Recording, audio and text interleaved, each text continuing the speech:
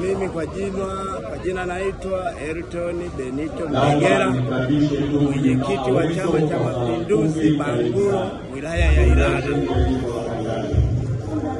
Mimi nasema Chama cha Mapinduzi kimefanya kazi kubwa kwa wananchi wote wa Tanzania, kwa sababu ukiangalia mchapakazi wetu Samia Suluhu Hassan, kazi alizozifanya, nikisema mfano kwenye eneo langu la Bangulo kuna tengi la maji lenye lita nyingi ambalo hatukutegemea kwa wilaya ya Ilala tunaweza tukapata tengi kama lile, na maji tunayatumia mpaka yanamwagika.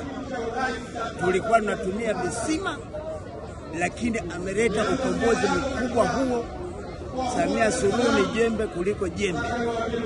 Kumwombea kura zote za ndio, na nitahamasisha wananchi wote tunaungana pamoja, tunaenda kumpigia kura za ndio, na ndio shukrani zetu sisi kwake.